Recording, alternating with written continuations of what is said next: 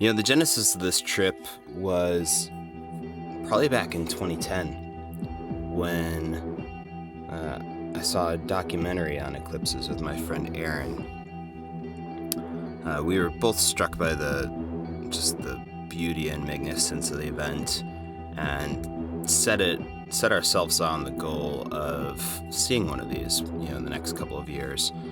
I had a near miss in 2012. I sort of stumbled my way into the way of totality. I didn't even know what was going on, and before I knew it, there was eclipse the next day in Australia, and was a bit unprepared for it, but I made the best of it, and then I got shut out by clouds. And when that happened, I told myself, I'm going to do this for real. I'm going to make sure that I'm in the right place, that I'm in a cool environment, that I give myself a good chance of not running into clouds, and I'm going to watch it again for real this time.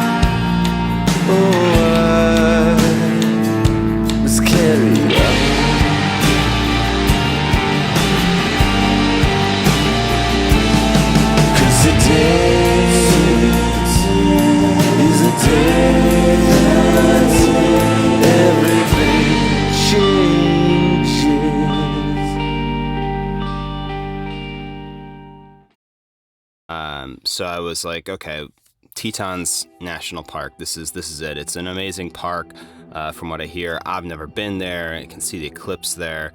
I lived with my buddy Casey, and he loved the idea. We got ourselves all set to get a reservation or a permit for some backcountry camping, and then the date came, and the reservations just went so quickly. We really had no chance. So we waited until the summer, and that's when Casey looped in his friend Jason, and he told me about Jason. He's like, hey, this guy's awesome. He's a cool dude. He's a climbing guide. He loves the Tetons. He loves this idea. Like, let's do it with Jason. And I was like, yeah, I'm definitely down. My initial goals of just being in an amazing place, surrounded by natural beauty to watch the eclipse, Jason was taking that idea and really taking it to the next level. And Jason threw out this area called Titcomb Basin, and as soon as I saw the pictures, I was sold. Titcomb is such a beautiful place. Even if we weren't putting this eclipse trip together, I would have wanted to go. It's just so magnificent. We had a bit of a trip crisis. My buddy Casey, he ran into some problems with work, had some schedules go a little bit longer than expected, and he wound up having to drop out of the trip. At that point, it was kind of just up to Jason and I, and even though I never met Jason before, even though there were some good alternatives for me to do other than this trip, I was really sold on not only this destination, which just seemed amazing. I really wanted to watch that eclipse from the top of the mountain. We said, hell, let's do it. Let's, I know we've never met before, but let's throw this together, and we'll meet at the airport for the first time. We woke up, we checked the weather one last time, topped off our supplies, and we headed in. And that approach certainly was beastly as we thought it would be. But the scenery was phenomenal. Just every corner that you turned, you'd see something even better. And it was just this idyllic mountain landscape. Yeah, every time you imagine what majestic mountains should look like, you're really imagining the Wind River Range and Titcomb Basin. So It was such a good hike in. Our second day, we moved our camp into a sort of Indian Basin area, a suitable base camp for a Fremont approach. And we spent that day really scouting out the route. We figured out that there's a bit of an easier route than we thought, the walk-up route up the valley. And then we went to bed. Woke up the next morning, early in the morning. I mean, if you've ever done a summit day, you know that you get up pretty early. This wasn't a 2 a.m. one, but it was a 5 a.m. one.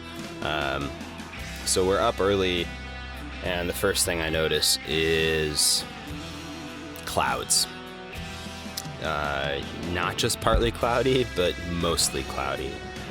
And my heart just sunk a bit. Like I said, I was just pretty sensitive about how easy it is for that eclipse to wrangle itself away from you if you just have just a couple of clouds in the wrong place. And we woke up to a lot of clouds in the wrong place. So that wasn't a good feeling. But at the same time, we were committed. We weren't getting out of there. We weren't walking out of there. We weren't going to watch the eclipse anywhere else. We were committed to that location, and it was a really good moment of just surrendering to that. We couldn't control what the weather was going to be like. Maybe the clouds would clear, maybe they wouldn't. The only thing we could really control was what we did with our day. And we'd trained a lot. We'd done a lot of planning to make sure that we were going to be on the top of that mountain, and we were going to do that. We were going to get up. We were going to climb that mountain, and we were going to watch the eclipse. And hopefully, the clouds would cooperate. So, just giving over to that sort of destiny of the trip was really powerful, and making the most out of the things that we could actually affect. Approaching that challenge, in high spirits and motivated to get it done, was really what the day turned into. We did the approach, we gained the saddle, that was all pretty straightforward. And then right around the last 1,500 feet, which is a really fun scramble, the clouds started to crack a little bit, and we didn't want to jinx it, but we got the feeling that maybe the weather was heading the right direction. Once we gained the summit of the mountain, which by the way is a really cool summit, probably one of the cool summits that I've been on. There's so many cool features. It sort of drops off, a sheer drop off in the back to Fremont Glacier, 1,000 feet below. Just gorgeous looking. And plenty of spots for us to huddle behind rocks and windbreaks to watch the eclipse. We got up there, and there was about 20 people up there. Some people got up before us, some people got up after us, but sure enough, there was a bit of a party going on up there. A lot of excitement, a lot of energy. Once Totality became closer, we saw that the sky just really opened up for us. And that was such a cool moment to have that last piece fall into place for us, have the sky open up and really give us a great, great view of the eclipse. We had such a cool view of it. When you get that eerie dust type light hitting the mountains, it just looks so gorgeous. You've got so much texture, so many layers, and so many shadows, and so much depth in that environment that it was a really cool way to see that light develop. We were looking out for the shadow, which we weren't sure what it was going to look like, but sure enough, you could see this approaching darkness from the west. First overcoming the Tetons in the distance, and then crossing the plain, and eventually hitting the Wind River range, and then Totality hit us, and we had just this beautiful sunset 360 around us. Being up at 14,000 feet almost, you could see in every single direction for 100 miles, and to see that sunset and take in that landscape was breathtaking. Darkness. Oh yeah, there's just the tiny little, if you look at it now. We're getting inadvertently benighted at 11:30. Crazy. Holy shit. Yes, So you look up and you see just that black hole where the sun's supposed to be, and this gorgeous star-shaped corona around it. And you could see Venus off to the side of the sun, and it was just breathtaking. It's such a moment of awe. You weren't sure where to look. There were so many cool things to take in, and as fast as 2 minutes normally go by, the 2 minutes of totality go by almost in a blink of an eye, and you're just trying to take it all in, soak it all in. And as totality ended and we broke back into kind of normal light, I was reflecting on that experience, which was just everything that I wanted it to be.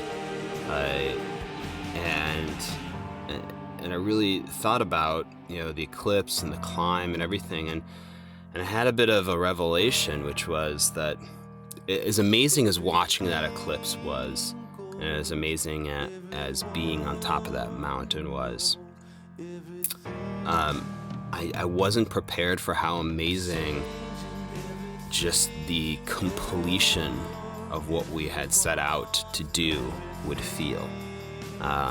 And that's everything. That's seeing the eclipse, but that's also the weeks and months of training and planning and work that we put into to be up at the top of the mountain at that time, to climb that, to get back there, to be in the wilderness, to be back there.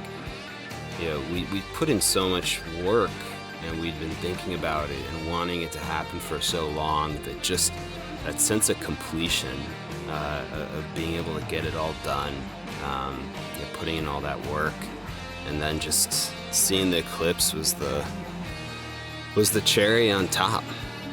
And that was interesting for me. I thought for sure the eclipse was going to be the main event, and it was to a certain extent, but also the main event was really turned out to be the entire trip.